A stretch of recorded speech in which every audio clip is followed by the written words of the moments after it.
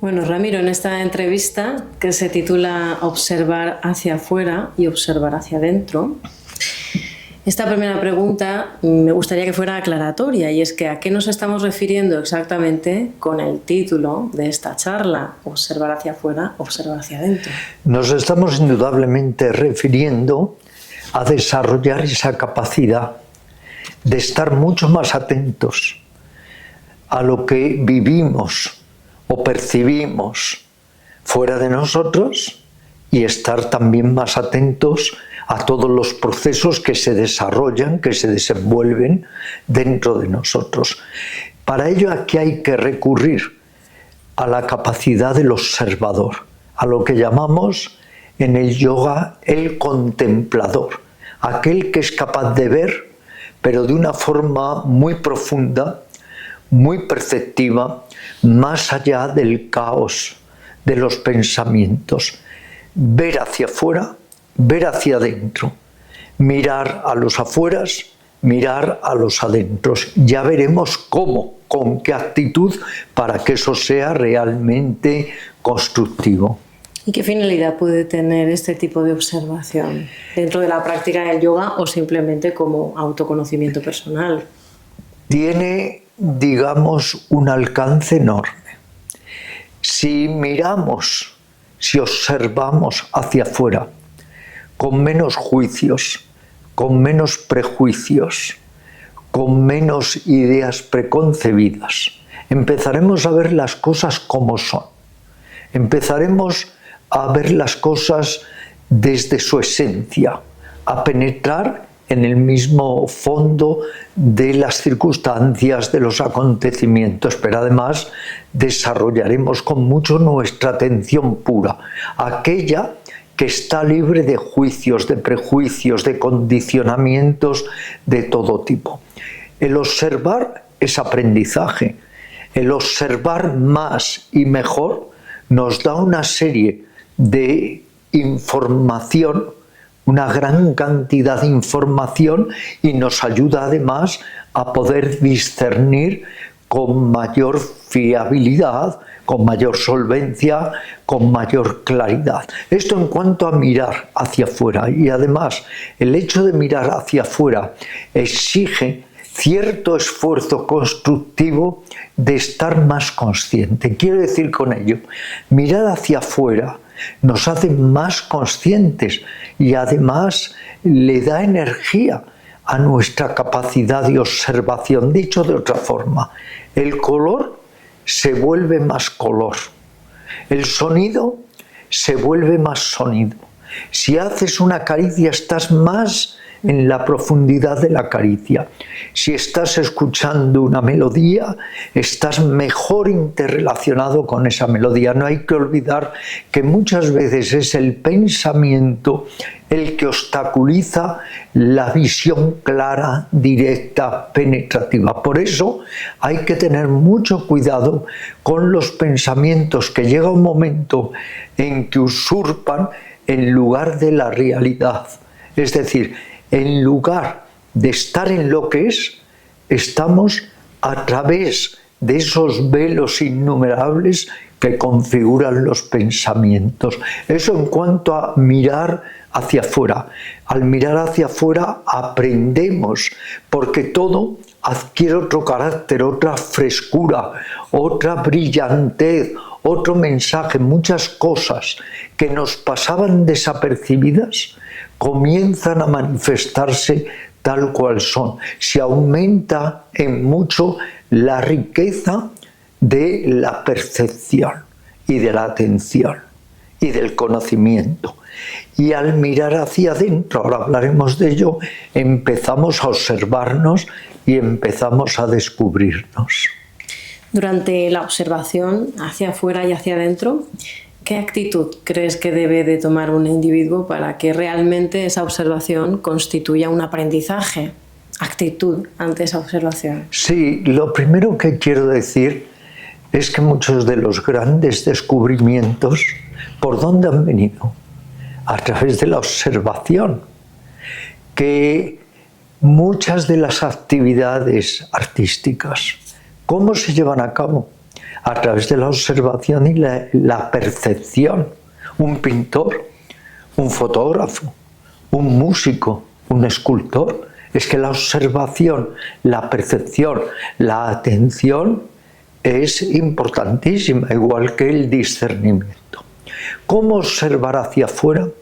¿Cómo observar hacia adentro? Aquí, antes que nada, tenemos que hacer una distinción muy positiva. Lo que viene de afuera le vamos a llamar impacto. Lo que viene de adentro le vamos a llamar reacción. Un ejemplo muy banal, pero muy preclaro. Si yo, Silvia, te insulto, mi insulto es el impacto. Si te halago, mi impacto hacia ti es el halago, el elogio. Cómo tú reaccionas es la reacción. ¿Cómo vas a reaccionar tú ante mi insulto o ante mi elogio? Cuando uno va desarrollando ese mecanismo muy poderoso de la observación atenta, más objetiva, más penetrativa, más precisa, uno empieza a darse cuenta de lo siguiente, del impacto y de la reacción. O sea, a la vez está uno mirando hacia afuera, observando hacia afuera y observando hacia adentro. Observas lo que viene, pero observas también tu reacción ante lo que viene. Eso te permite ir adquiriendo un gran poder de autodominio y te permite aprender a desidentificar de esos impactos que son negativos y te crean a su vez reacciones destructivas. Si uno observa con ecuanimidad, a propósito de lo que me preguntabas, sin dejarse tanto identificar, si uno observa desde su propio centro, desde su propio ser, no seremos como una hoja a merced del viento de lo que es grato y de lo que es ingrato. Seremos capaces de ir más allá de las apariencias, de ir más allá de estos extremos que pueden ser lo grato y lo ingrato. ¿Y qué supone eso? Supone un continuo aprendizaje. Estaremos siempre aprendiendo de lo que hay fuera y de lo que hay dentro. Pero es más, es que así superaremos infinidad de rutinas que embotan nuestra conciencia. Así evitaremos que nuestra atención se vaya poco a poco herrumbrando y debilitando. Así viviremos todas las situaciones como si fuera la primera y la última, y las viviremos con plenitud, con intensidad, con, repito, perpetuado aprendizaje. Cuando estamos observando, en realidad, ¿no entra en juego en este sentido la palabra? ¿O sí? Porque cuando observamos, yo creo que hacemos mejor este trabajo cuando no intervenimos con la palabra y los actos, únicamente estamos en la situación del observador. Si una persona está contemplando un amanecer, está viviendo ese amanecer más allá de las palabras. Hay una conexión de su emoción más profunda con el amanecer. Pero si en ese momento comienza a pensar, mañana habrá de nuevo este amanecer o no, me gustaría vivirlo con esta u otra persona, ojalá el amanecer nunca pasase y se quedase más tiempo. Todo eso hace que ya no vivas el amanecer, porque están interfiriendo las palabras, los conceptos, los recuerdos, las ideas, el pasado, el futuro. Y entonces ya no es una observación nítida, no es una observación clara. Cuando hay observación más allá de esa mente que mide, que compara, que recuerda, que imagina o que proyecta, la observación se vuelve muy rica. La observación es siempre nueva. Aunque viéramos lo mismo millones de veces, siempre sería nuevo, porque no acarreamos el pasado, porque no dejamos que esa observación se vea coloreada por impresiones que no son la observación misma. Pero como todos estamos tan condenados al pensamiento monótono, repetitivo, la mente que mide, la mente que compara, al final no observamos, observamos a través de los velos psicológicos y mentales, observamos a través de la acumulación de experiencias, y por eso la observación envejece y la mente envejece y nuestra actitud de vida envejece y perdemos la capacidad de asombro, la capacidad de sorpresa y perdemos la vivacidad. Y cuando se pierde la vivacidad, se pierde la alegría, se pierde el contento, se pierde la vitalidad. A lo que me refería también es que cuando estamos observando, al menos eso me pasa a mí, necesito silencio de yo no intervenir. O sea, por dentro puedo tener discurso mental, puedo tener imaginación o proyección y todas estas cosas que suceden, pero ocurre que si intervienes con la palabra y los actos, a mí me da la sensación de que ya es más difícil cambiar tu actitud, de que ya es más difícil observar, aunque puedes estar observando, pero ya no es lo mismo, ya no tienes esa capacidad de cambiar. Si nosotros nos vamos haciendo más conscientes, y lo que todo buscador espiritual anhela es hacerse consciente, si vamos ganando en conciencia, seremos capaces incluso de observar las dificultades que impiden la observación, con lo cual será otra manera de observación. Esta observación, lo importante es que sea desprejuiciada, que no estemos rotulándolo, etiquetándolo todo como los antiguos boticarios que todo necesitaban etiquetarlo. No, es ver, es lo que decía Buda. Ecopásico, ven y mira, mira lo que es, simplemente lo que es, no lo que tú quieres ver, ni lo que temes ver, ni lo que te han dicho que tienes que ver. La observación tiene que ser atenta, ecuánime, serena, para que adquiera todo su carácter, su nervio, su relieve. Y esta observación puede ser, repito, como un foco que uno dirige hacia afuera, o que uno dirige hacia adentro. Pero el gran secreto, y eso ya requiere un entrenamiento muy riguroso, es que el foco a la vez proyecte luz hacia afuera y hacia adentro. Dicho de otra manera, que seas consciente, pero a la vez te puedas estar dando cuenta de que eres consciente, que seas consciente de los estímulos, de los impactos que vienen de afuera, pero que a la vez puedas vivir, percibir los impactos o reacciones que vienen de adentro. Lo que no hay que, de alguna manera, olvidar es que todos somos, de alguna forma, individuos que estamos en un entorno, en un contexto, que socializamos, pero que a la vez vivimos nuestra vida interior. Dicho de otra forma, hay dos espacios. El espacio externo, el espacio interno. Una persona sabia tiene que aprender a moverse tanto en el espacio exterior como en el espacio interior.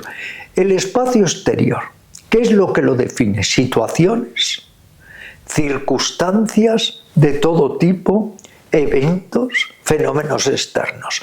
¿Qué es lo que caracteriza al espacio interior? Emociones, sentimientos, pensamientos, reacciones. Todo eso hay que observarlo. ¿Para qué? No solo para conocerlo, sino porque a través de esa observación atenta, desidentificada, vamos poco a poco transformándonos y vamos logrando que la energía del espectador, que es tan poderosa, vaya acrecentándose más y más. Hay un símil en el hinduismo, que es que en la rama de un árbol, de un frutal, hay dos pájaros. Uno de ellos está comiendo ávidamente la fruta y el otro al lado le está observando. Ese que observa al pájaro que se afana es la energía del observador. Si nosotros vamos desarrollando esa energía, seremos capaces no solo de estar en un continuado aprendizaje vital y existencial, seremos capaces de ser más libres, más independientes de apegos y de aversiones. Y eso le da un tono muy diferente a nuestra vida interior. Sí, un tono de muchísima más profundidad y riqueza, entiendo yo. Libertad, riqueza, profundidad, independencia psicológica. Sí, así es. También hay una parte muy difícil. Yo veo que es realmente complicado a veces. Uno está atento, ¿no? o observa que ha tenido unas reacciones. Y entonces lo que quiere es ya no quitarlas, porque no se trata de quitarlas, ¿no? Lo hemos hablado muchas veces, sino de transformar esas reacciones para que no te hagan daño o para no ser reactivo con determinadas circunstancias, cuales sea que sean, ¿no? Entonces, yo creo que una de las cosas más difíciles es, ya te has dado cuenta, pero tú sigues teniendo esa emoción de reactividad y eres consciente de que la estás teniendo, de que la estás sintiendo y una vorágine de pensamientos están ahí purulando y tú eres consciente, pero ¿cómo salimos de ahí? Si has desarrollado mucho la energía de la observación y aprendes a desidentificarte, es decir, a poner un espacio, a estar en tu centro. Y aunque vengan los tsunamis psicológicos, tú estás asido, amarrado a tu centro. Entonces, observas todos los procesos. Observas cómo surge en ti el proceso de la ira, la rabia, el miedo, el rencor. Pero descubres algo esencial, que todo pasa. Descubres que todo circula, que todo fluye. Viene la rabia, pasa. Viene la ira, pasa. Viene el odio, pasa. Todo está de alguna manera fluyéndose o moviéndose. ¿Qué sucede cuando uno no está bien afincado en el puesto de observador atento, desidentificado, ecuánime y, digamos, sereno? ¿Qué sucede? Lo que sucede es que lo que viene te arrastra, te identifica y además lo realimentas con ideas, con pensamientos. Si por ejemplo te surge la ira, no solo no eres capaz de separarte de la ira, sino que toda tu mente, toda tu masa de pensamientos y emociones se pone al servicio de la ira, con la cual la ira se convierte en un fuego inextinguible. El poder del observador es maravilloso, pero no nos han enseñado a desplegarlo, a desarrollarlo. Tenemos cada uno que ir poco a poco aprendiendo. El otro día, un alumno puso en práctica la observación atenta mientras venía paseando desde su casa al centro de yoga. Y nos contó cuál había sido su sorpresa al descubrir cuántas prendas de colores llevaba la gente. Nunca se había dado cuenta de un hecho tan rutinario y trivial. Y se percató de los tonos, de los colores, de la variedad de colores en las vestimentas de las personas con las que se iba encontrando. Por eso antes decía, si estás atento, el sonido es más sonido, tú lo sabes como pianista. No es lo mismo si estás atento a una música o estás inatento dejando que los pensamientos te perturben. Y si estás atento, indudablemente, todo adquiere un carácter infinitamente más vivo. En la observación hacia adentro buscamos ese darnos cuenta de la vorágine de reacciones mentales y emocionales. ¿Constituye un acercamiento al autoconocimiento que ha de llevarnos a nuestro propio mejoramiento como individuos humanos? Y si es así, ¿qué supondría exactamente este mejoramiento? Bueno, eso es indiscutible. Antes que nada, pues pondré unos ejemplos triviales, pero útiles. ¿Cómo descubrió Newton la ley de la gravedad? Observando. ¿Cómo descubrió seguramente Fleming la penicilina? Observando. ¿Cómo se han conseguido llevar a cabo enormes descubrimientos, inventos? Observando. ¿Qué hace un pintor observar para plasmar lo que observa en un lienzo. La observación es muy poderosa y la observación es de alguna manera un modo de conocer muy estrecho. Si tú quieres conocer algo, observas. Si tú tienes un amigo y quieres conocerlo a fondo, tienes que observar, pero no solo lo aparente, sino también sus reacciones, sus gestos. Si tú quieres conocerte a ti misma, tienes que observarte, tienes que observar qué sucede dentro de ti. Luego, siempre la observación, aplicada hacia afuera, aplicada hacia adentro, es una fuente extraordinaria de, por un lado, conocimiento y autoconocimiento, y por otro lado, aprendizaje.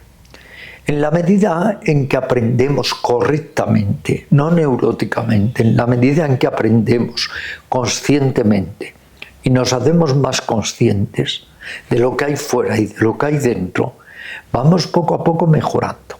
¿Por qué? Por aquello que siempre decimos en mis clases de meditación y tú has escuchado.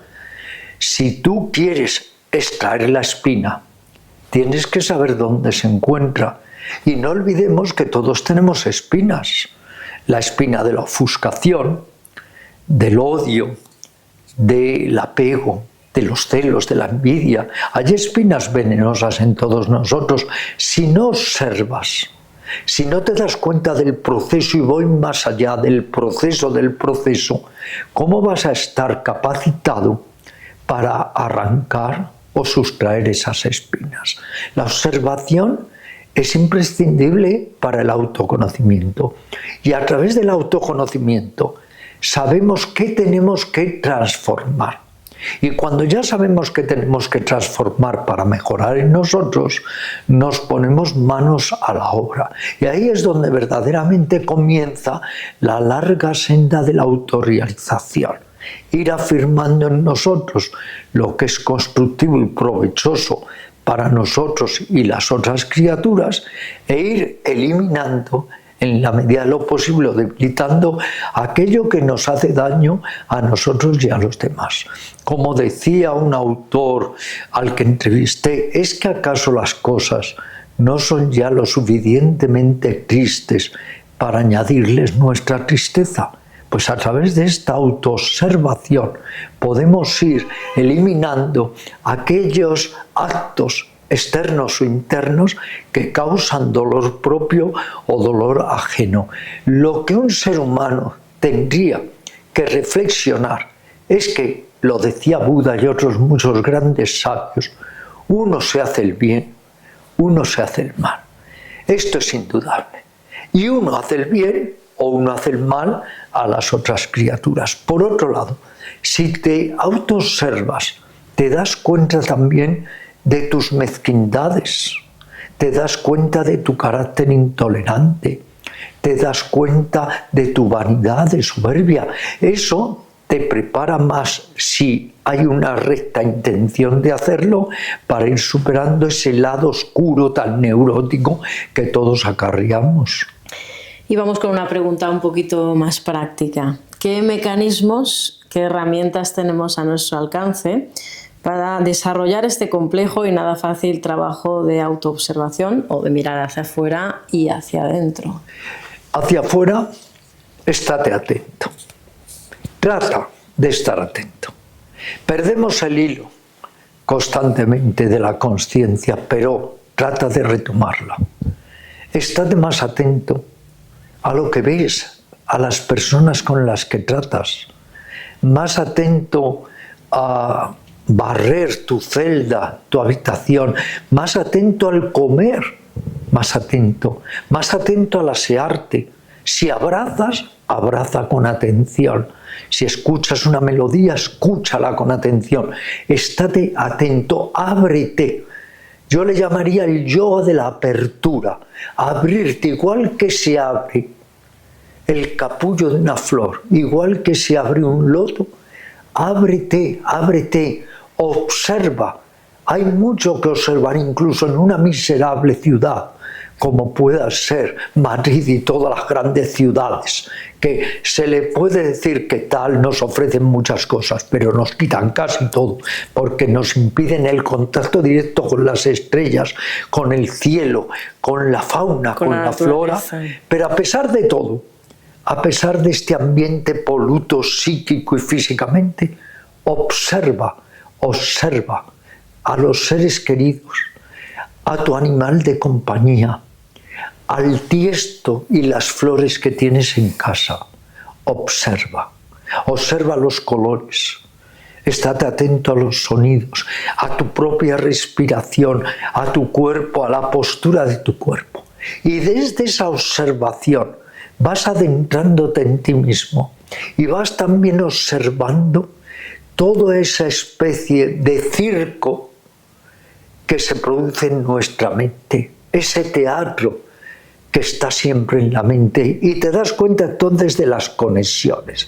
Esto sí que es muy importante, de cómo todo impacto genera una reacción, pero esa reacción tú la puedes debilitar, si va a ser negativa, distanciándote, creando una especie de distancia entre lo que viene y tu centro más profundo. Y entonces te das cuenta de que tu centro ontológico, tu centro esencial, es como una fortaleza inexpugnable que nadie tiene por qué invadirla, y logras estar en ti mismo. Claro, es un trabajo. ¿Cómo desarrollamos este trabajo?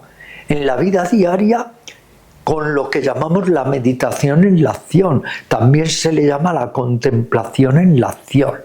Lo que digo en esa especie de mantra que ahora se ha hecho viral en las redes. Sí. Observa, sonríe, calla. Pero si siempre estás implicado, ni observas, ni sonríes, ni callas. Estás en un estado de estrés y de vulnerabilidad total. Sí, esto es clave, lo de la implicación. Eso. Y me pasó a mí el otro día Claro. en una charla importante, y me di cuenta de que tenía que estar observando cómo respiraba para no dejarme llevar, porque habían espinas o podían clavarse espinas, porque era una conversación difícil, y en todo momento no perdí la calma, pero recuerdo que me ayudó mucho el sentir que estaba respirando y tratar de calmarme así. Y fue una de las fórmulas de estar observando mi reactividad sin pronunciar palabra. Y entonces darme cuenta de que podía controlar lo que yo luego podía decir de una forma un poco más precisa y no tan quizá dramática o pasional, ¿no? Eso es lo que suele pasar. Incluso grandes negociadores que han tenido que estar en mesas de negociación internacionales con asuntos muy complejos, con decisiones muy difíciles, si conocían la meditación, y hay muchos casos reseñados, se han apartado unos minutos de la mesa de negociaciones, se han sentado, se han puesto a ver por la ventana y a hacer ejercicios de atención a la respiración. Te centras, te desidentificas saludablemente unos minutos y luego vuelves a la mesa de negociaciones. Siempre tenemos todos que utilizar algunos trucos, entre comillas, que nos ayuden. Sentir el cuerpo, sentir la respiración, decirnos un mantra, repetirnos simplemente estoy tranquilo y centrado. Claro, todos de alguna manera tendemos a identificarnos. ¿Qué es identificarse? Es que te dejas tomar por aquello que está sucediendo. Sí. Y no solo te dejas tomar ciega, mecánicamente. Y entonces pierdes tu yo, tu Sin pensar si es eso lo que tú quieres hacer o no. Exactamente. Y por eso la gente es tan sugestionable y tan influenciable. Porque como no están en su sen, en su centro, todo de alguna manera las acapara, las sustrae, las saca de sí mismas. Y entonces nos dejamos llevar por toda clase de fruslerías, de bagatelas y de todo lo superficial. Así, sí. Bueno, hay una pregunta que a lo mejor a una persona que está en este canal y no entiende cómo estábamos hablando de esto pensando que esto solo es yoga, y es que en realidad lo que estamos hablando es yoga, ¿no? Pero ¿cómo podemos entender este trabajo como un yoga y qué papel juega realmente en yoga en esta observación hacia afuera y hacia adentro? Lo que nosotros tenemos que entender, y un día haremos un programa al respecto, es que yoga es visión clara. Yoga es quietud. Yoga es recuperar nuestro ser interno y no estar solamente en las mezquindades y superficialidades de nuestro pequeño y esclerótico ego. Yoga, en suma, es todo. Si la actitud es adecuada, es yoga. Si el espíritu está presto y atento, es yoga. Si la vida se toma como aprendizaje, es yoga. Si nos observamos para crecer, desarrollarnos y hacernos más conscientes, es yoga. ¿Por qué? Porque el yoga es básicamente sadhana. El yoga no es una creencia, el yoga es una experiencia. Todo lo que vivamos conscientemente es un sadhana. Por eso Thich Nhat, en su libro El milagro de vivir despierto, que trajimos hace muchísimos años desde Sri Lanka a España, lo tradujo Almudena y desde el principio tuvo una gran acogida. Almudena Uribe fue la traductora. Pues en El milagro de vivir despiertos, Thich Nhat nos dice que incluso lavando los platos se puede meditar, se puede estar atento. Entonces, la observación es un ejercicio. Como tal ejercicio es sadhana, es disciplina. Porque no viene por sí misma, hay que ganarla. Y entonces, como tal disciplina o sadhana, ya es yoga. Y lo que tenemos que entender es que en tu canal de yoga, Yoga en Vida, es que no se puede uno centrar solamente, como pensaría mucha gente erróneamente, en asanas, en hacer series de asanas, en el saludo al sol. No, por favor. El yoga es un campo inagotable. Yoga lo abarca todo. Había un maestro mío, que ya murió, Ritayananda, que decía, es que todo lo que hagas con conciencia, con ética, es yoga. Ética y conciencia, es que eso es yoga. ¿Y para qué practicamos el yoga?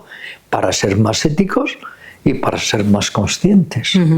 Sí, es que es una pregunta que me parece importante, ¿no? Porque ya hubo una persona que me escribió, yo es que pensaba que aquí vais a tratar asuntos más relacionados con los asanas y secuencias y explicar pues los beneficios y esto y lo otro. Y yo le dije, bueno, es que el yoga es mucho más que una tabla de asanas. Es que, por favor, reducir el yoga a una especie de posiciones a veces acrobáticas o contorsionistas es realmente lamentable. Por eso esta pregunta para mí es importante. Yo diría que el que tenga dudas de lo que es el yoga, lo va a hacer muy poca gente, pero el que tenga dudas de la amplitud, de la espaciosidad inagotable del yoga, que lea algunos libros como Yoga, Inmortalidad y Libertad de Mircea Eliade, que lea los libros de Deos Bernard, de Evans Wentz, de Arthur Avalon. Y tus libros, por supuesto, también, y también muchos otros programas que tenemos grabados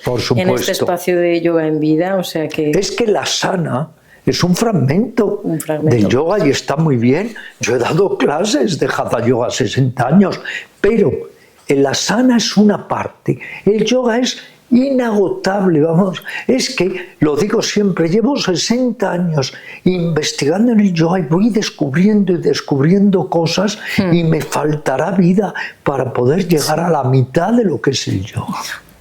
Bueno, vamos a reprender un poco estas preguntas. A ver, en este trabajo interior, ¿no? Que podemos ir descubriendo lo que venimos a denominar ese yo adquirido. Y también podemos llegar a descubrir en algún momento ese yo real.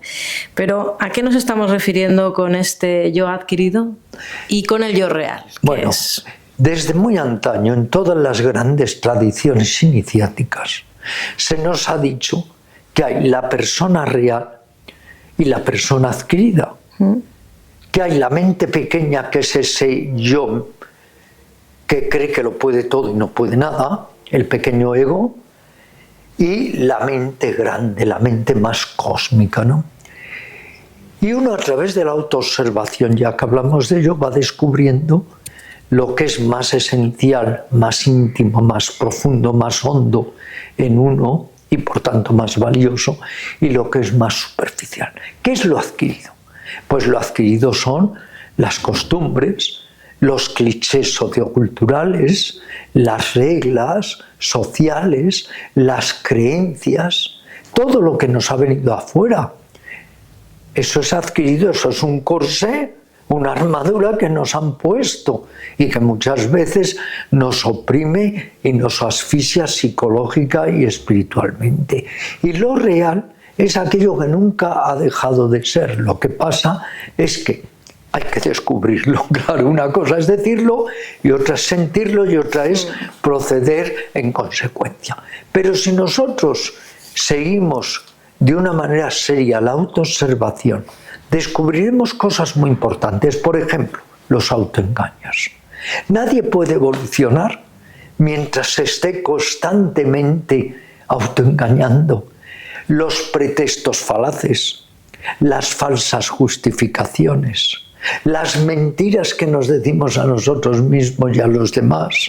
Descubriremos todas nuestras imposturas psicológicas, todo el enredo de nuestra neurosis, nuestros agujeros psíquicos, las grietas de nuestra alma. Todo eso lo iremos viendo. Y si no lo ves, ¿cómo puedes organizarlo? Por eso se dice que la verdadera meditación es reorganizar nuestra vida psicológica. En la medida en que tú te reorganizas mejor psicológicamente, estás más preparado para alcanzar otros logros más elevados del espíritu. Si no somos capaces de superar nuestras carencias emocionales, nuestras pequeñas fluctuaciones anímicas o grandes, es que no vamos a ser capaces de ir más allá. Es como si uno quiere escalar el Everest y no es capaz de subir una colina. Exacto, sí. Bueno, en referencia, ¿no?, al yo adquirido, que me gusta mucho esta diferenciación, y es que yo creo que cuando te das cuenta de que todo lo que normalmente te vinculas suele ser adquirido, cierto, empieza a salir algo del yo real. Claro. Y ese yo real es muy parecido en todos. Es lo que a mí me parece, porque si tú quitas la cultura en la que te has criado, el lenguaje que hablas, las costumbres que has adquirido y todas esas cosas, es que te queda un ser humano, pero en blanco. Decía el gran místico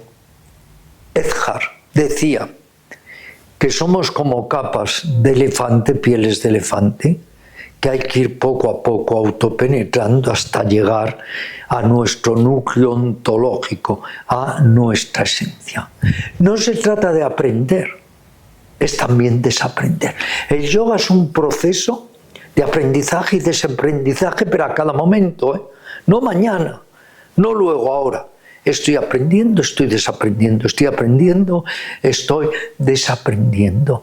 ¿Y qué hay que desaprender? Dicho de otra forma, ¿qué hay que arrojar de una vez por la borda? Pues efectivamente, creencias, aferramiento a puntos de vista, ideas preconcebidas, lo cultural, tantas cosas. Desaprender. Entonces, Ramiro, ¿puede considerarse ese observar hacia afuera y hacia adentro como una meditación en acción? Y si esto es así, ¿qué es exactamente meditar en acción? Indudablemente hay que tratar de llevar lo que llamamos los factores de iluminación o frutos de la meditación sentado a la vida cotidiana.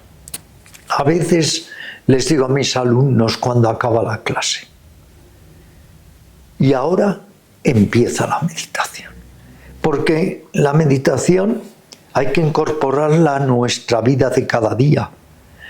El discípulo que le pregunta al maestro, maestro, ¿dónde está la verdad?